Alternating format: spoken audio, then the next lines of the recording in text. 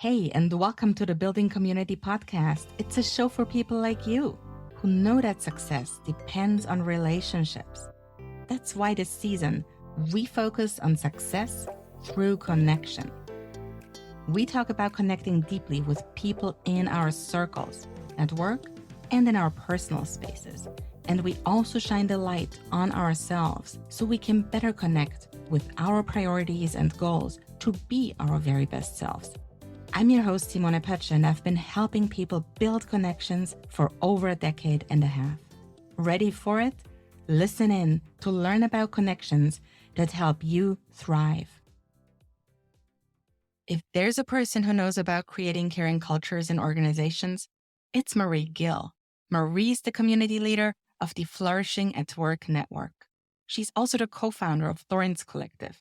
And she's the one who brought magic to Starbucks as the founder and executive director at Green Apron Alliance, that's Starbucks' corporate alumni program. Marie focused on people all her life. That's why I wanted to talk to her. She sat down to chat with me about characteristics of the leaders of our future, about the role employers play when it comes to well-being of their team members, how data is a key driver for building caring cultures, and especially how little things help people flourish in all aspects of their lives. Our conversation, it was simply inspiring. This is the Building Community Podcast. Thanks for joining me today, Marie. It's really great to have you with us. Really great to be here. Thank you so much.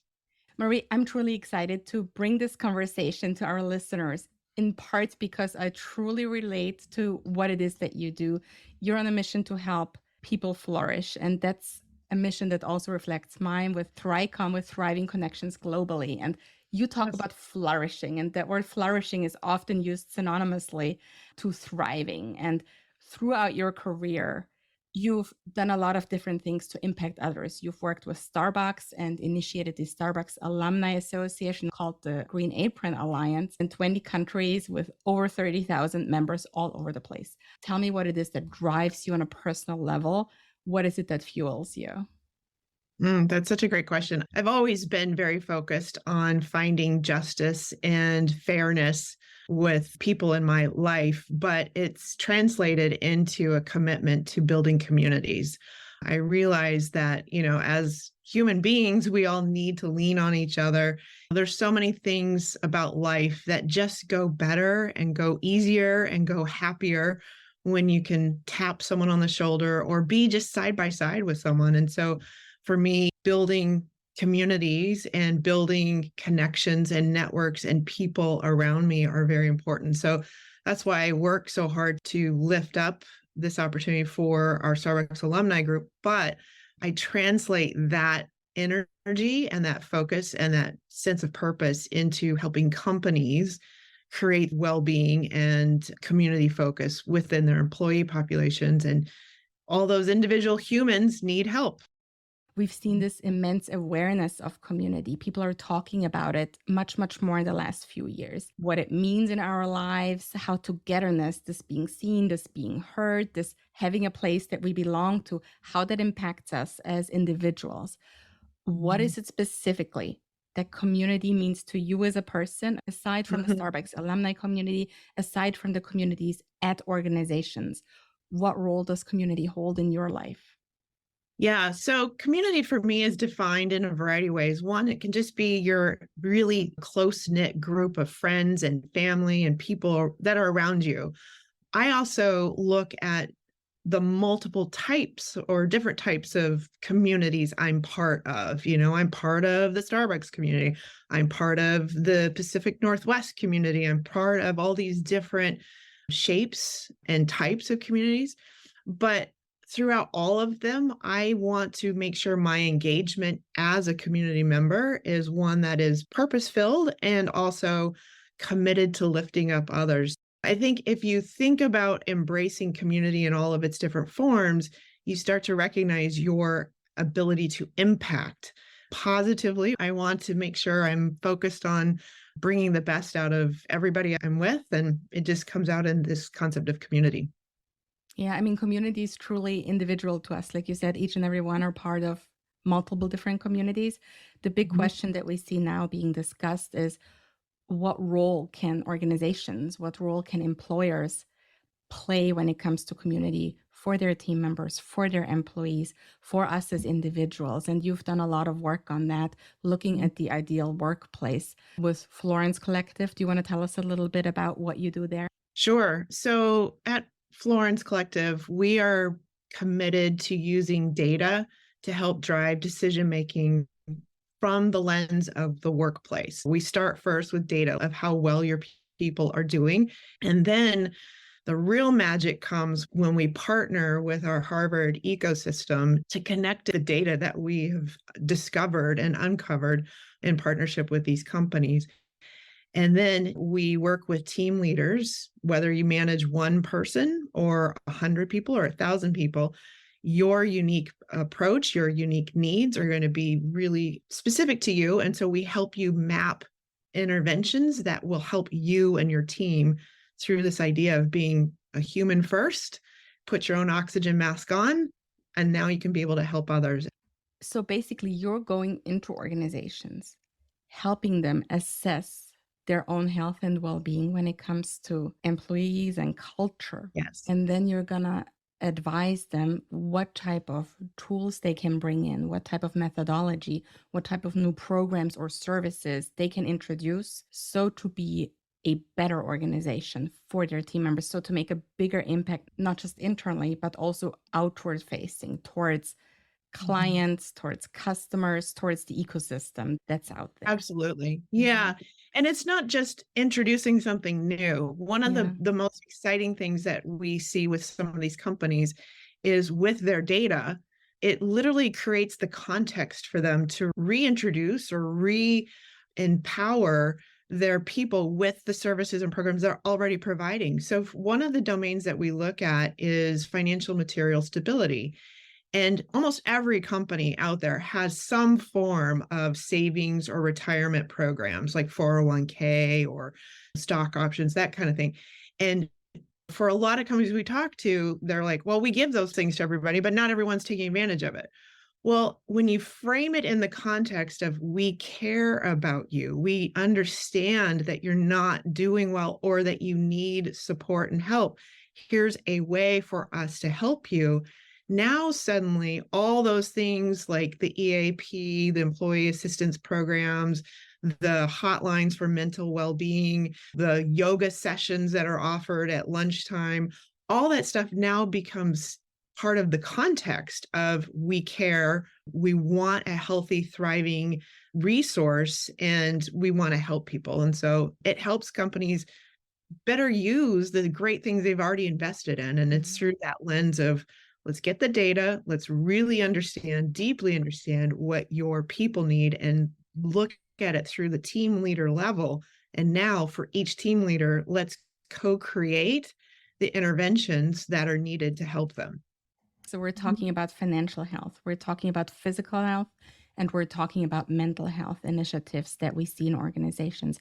What else could organizations be focusing on when it comes to well-being?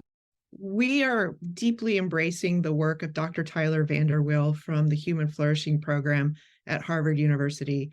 And it is through his deep research and his lifetime of assessing the different types of work that's out there and the different types of approaches. And these 7 domains that we look at are universally respected and appreciated across all cultures. These 7 are universally accepted and they're uniquely measurable. I like to say data, not drama. So kind of going back to a basic fundamental principle of like Maslow's hierarchy of needs, financial material stability is one of the domains we look at. It is the one domain that will directly impact positively or negatively all the other 6 domains.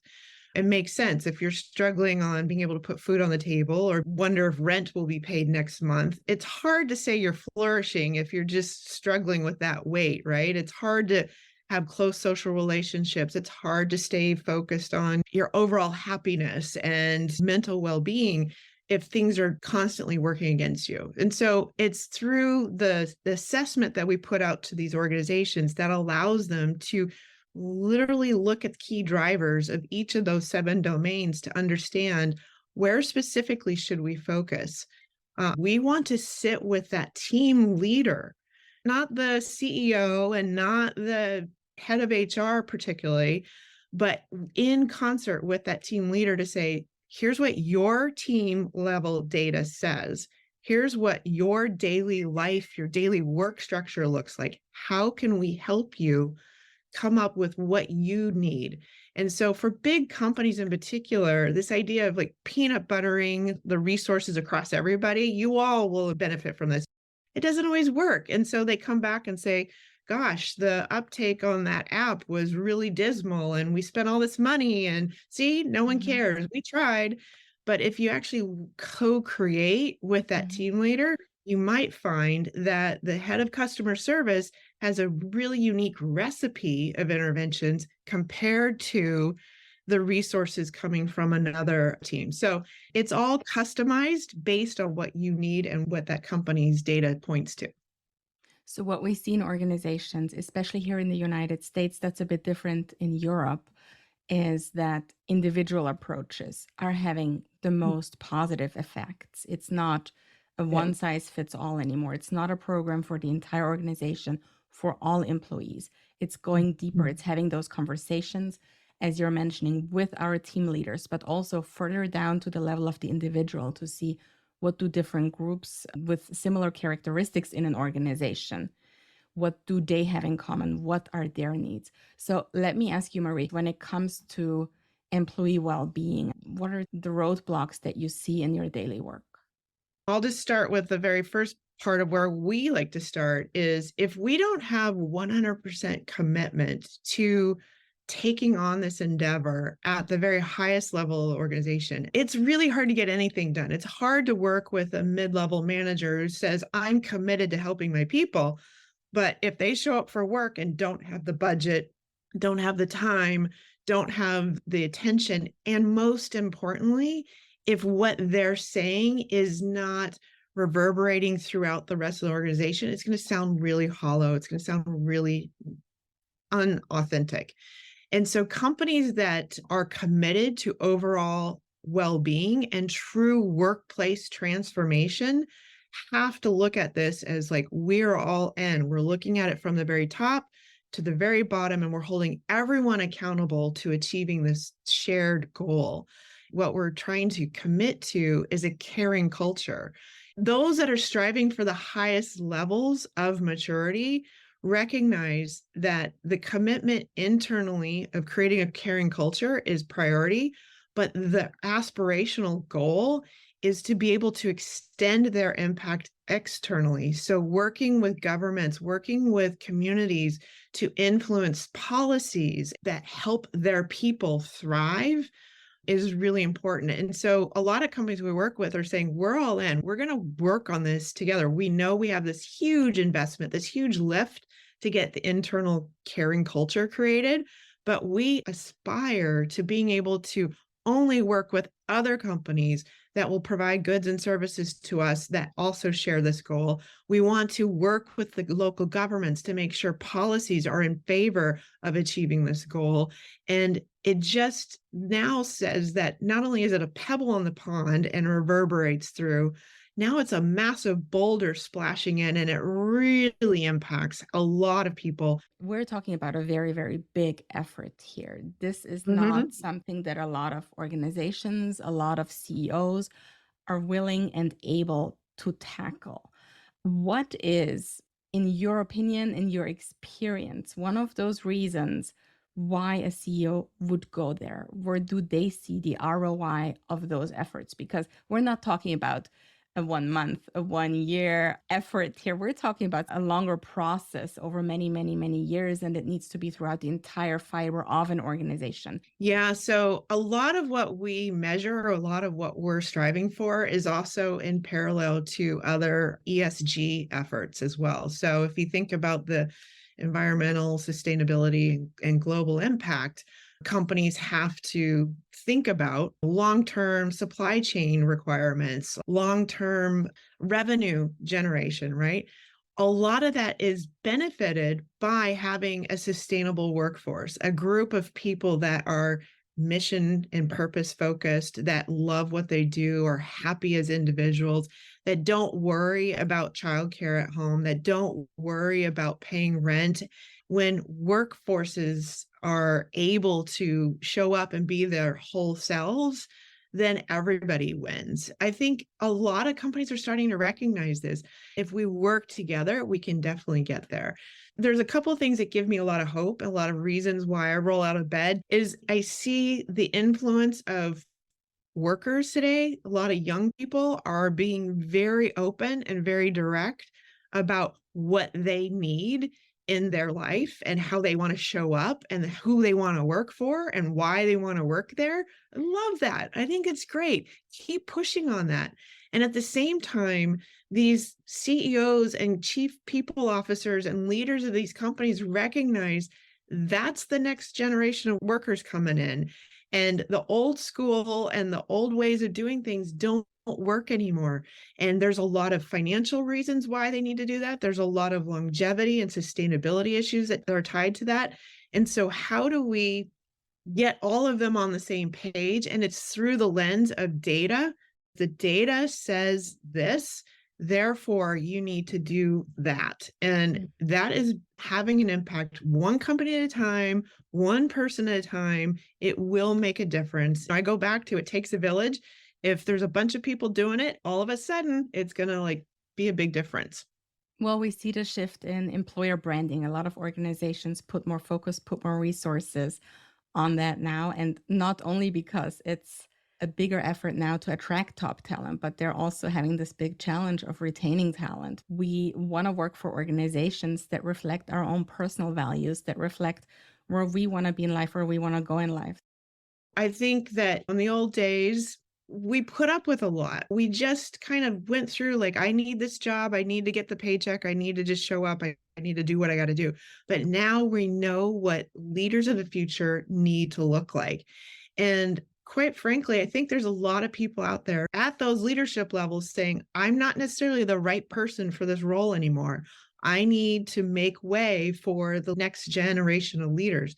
The next generation of leaders are going to be focused on their own well-being. They're going to know that it takes them to step out and get pause and reflect and regenerate to be able to help the next people that are in line with them.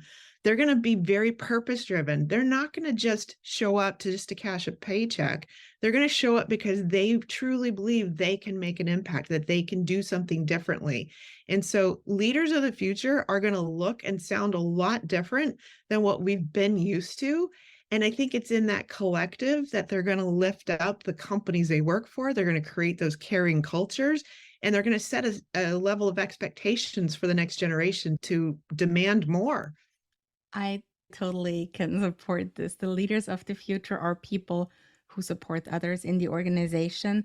And they not only want to make an impact on others on an individual level, they're also willing, and they know they have to model that behavior that they're trying to incentivize others to show. So they're not the ones just saying, they're actually the ones doing. Absolutely. Yeah. And they will be held accountable. Yeah. And that accountability, that brings me maybe back to what you said in the beginning, that those are all considerations that trickle down from the very top throughout the entire organization. A big question here is, who in an organization owns the topic of well-being, the topic of how do we support people? Because oftentimes it's still the HR and people teams when it's about corporate culture that's not really functioning the way it should. It cannot be with one single person. Who owns well-being? Every one of us, period. Every single one of us. And that includes the individual employees showing up. They have to take care of themselves. They have to make decisions that will benefit and support them. They can't be a good worker. They can't be a good coworker if they're not being able to thrive themselves. So every single person in the organization owns well-being. It has to be a top down, a bottom up, and all across. So the board of directors, I put a lot of weight on the board of directors, the investors, shareholders. Let's get everybody involved and engaged and passionate about being responsible for their impact. So shareholders own the responsibility to the companies they support to say, how are you taking care of people? How are you committed to that? Boards of directors need to be in place to support the C-level to make sure that they're focused and prioritizing on it. That C-level needs to hold the responsibility of building a caring culture all the way down into their organization. How are you holding each other accountable to achieving this mission of caring culture? And so everyone owns it. No workforce transformation can take place if it's not unilaterally accepted and set up as a tremendous goal for that company.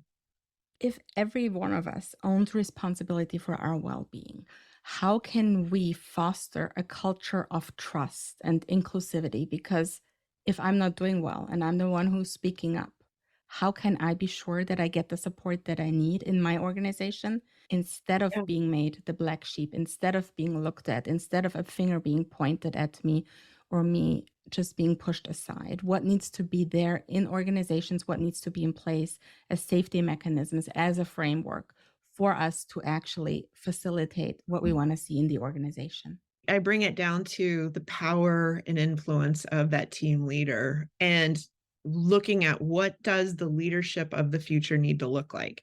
Leaders of the future will recognize that each one of their direct reports is a unique human being, complex, messy, challenging. And if you don't embrace the fact that you're managing other humans, then you probably shouldn't be in that role. So it starts with that team leader recognizing I've got a complex group of people. I need to listen to them deeply, individually, to understand and appreciate them. And then the company owns the responsibility of creating a culture that allows those team leaders to advocate for their team and for what their team needs. It's with all of that you're going to start to see transformation. Now, as an employee, if you know your company supports well-being and supports the goal of achieving this big opportunity of flourishing, and you're not getting what you need from your team leader, you can hold them accountable to that. I wish I could go back and tell my younger self this new era that's coming out, because quite frankly, early on in my career, I took a lot of I just got to prove I'm a tough, hard worker. I'm going to show up and put in my 40 plus hours no matter how painful it is. I just got to give it my all and get through that next shift and get through that next thing. And it was always on me to persevere through that. And I think what I'm excited about is creating a sense of community that allows all of us to leverage each other. Some days you're going to be stronger than I am, and I need to be able to know I can trust you and lean on you to help me through this time. And that's what a good team leader will do. And this is from inside the organization where we can tell once we're in the system, how can people that are outside the system say, if I'm interested in working at another organization, what are the signs that I can look for to know if an organization is just checking Yeah, boxes, pretending to be part of it? How do I actually that's know what indicators to look for? that's great. I love that question. I think that it comes in the process of application. I don't think a company really thinks about how onerous some of their processes are for being able to apply for a job. I was in a recent HR meeting where the C-level were all challenged to go to each other's companies and apply for a job. And they all individually went through the process of getting online and trying to figure it out and to come back and share that experience. How powerful it was to be able to hear these people going, this is painful. It was hard. No one got back to me. I didn't know if my hit submit went anywhere. I didn't get any feedback from anybody. I went weeks without knowing that someone even heard from me. So I think if people actually look from the outside at how these companies are engaging with just little tiny things, they would learn a lot. Imagine if you wanted to apply to a company, they're talking this big talk, and you go to hit submit and it's just crickets. Or if you get a conversation with someone and they're not engaged, they're not asking you anything about you, they're just going through a formula or a checklist or reading the resume that you already submitted. You can learn a lot just in that one exchange. I think Yeah. that companies have a lot of areas of where they can improve and Uh-huh. be able to brag about their caring culture, and it just needs to seep out everywhere.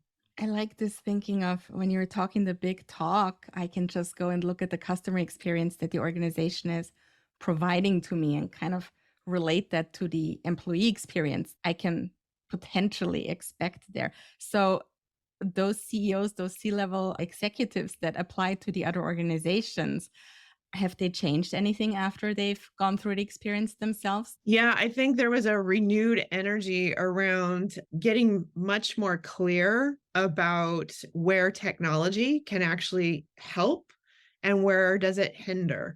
I think there's an over reliance on this excitement of saving money, saving time by just layering in some SaaS program or an AI driven solution.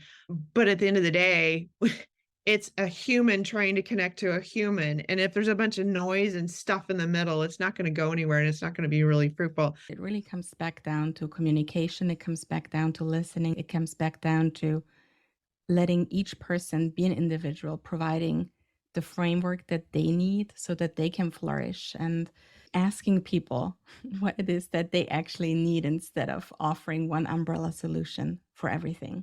If leaders just did one thing right out of the gate, which was just close the mouth and listen, they would have so much more to be able to help people with. We heard a story earlier today about a janitorial company struggling with how the janitors felt invisible. They felt underrepresented, underappreciated. And when their leadership actually listened to them, they were able to really help them in a big way. And I think it's through storytelling like that that these CEOs and leaders are going to be able to go, oh, well, that's an interesting approach. I'm going to take that and help my people in a unique way. But again, it comes down to just be quiet and listen and really pay attention, be present with that conversation so that you can really internalize what is being said. I think the most eye-opening of that story for me when I heard it was that the team working in the janitorial services was not concerned about long work hours, was not concerned about low pay, was not concerned about their physical health. They wanted to be seen. It was all about being valued. It was all about showing the others in that organization what the impact is of the work that they do every single day. And they wanted to be valued like each and every one of us does, giving them a platform to showcase what it is that they truly do and what their accomplishments and contributions that they do every day, what impact they have on the larger good of an organization, on the larger good of the work of everybody else there, be it the cleanliness of a hospital environment or any other healthcare facility. People couldn't do what they're doing on the level of a doctor or a nurse without the help of the custodial team. I just think that's a really important concept. You can apply it to any work or any job. No one wants to feel like I'm just coming here to push that widget from this point to that point. That doesn't fill you up as a human. But if you can come in and say, I was able to contribute to the medical community that saved 100 lives today. If I was part of the team that helped save people today, that's a really big accomplishment and something when you put your head on the pillow at night, you can close your eyes and rest peacefully. You don't rest peacefully knowing that you hammered one bolt into that thing, or should I screw in a bolt. So Dr. Tyler Vanderweel talks about this in a number of different ways. But one of the things that he and Eileen McNeely of the Shine program also talk about is job crafting. And so that's one of the areas that Florens helps companies is to start the conversation around including people to define the work they do that helps them define purpose for that contribution. One of my mentors, Howard Behar, said that let the janitor choose his own broom. So in other words, we should not be out saying, this is what you got to do and this is how you're going to do it. Include that person into the concept of how do I want to deliver the work I do? Here's how I contribute. And it allows me to feel fulfilled, allows me to have purpose, and allows me to feel good about my contribution. And that's a very powerful concept. And I think if more people embrace servant leadership and this idea of deep listening and then supporting, we'll go a lot farther. So it's recognizing people as human beings, as seeing us as individuals, and as bringing forward the contribution that each and every one can have to the bigger good in general. Absolutely. With that, Marie, I'd like to say thank you so very much for being on the show today. It was a pleasure having you. Thank you. I love talking about this. So thank you so much for helping me share a little bit more. And it's so evident in everything that you do. Thank you, Marie. Thanks for listening. Is there a person on your team or in your network who needs to hear this? Please share this podcast with them. Help me get the word out about the immense value of building connections. If you enjoy this show, please subscribe, tell a friend, and leave me a review. Every voice counts. Until next time, keep on building connections that allow you to thrive.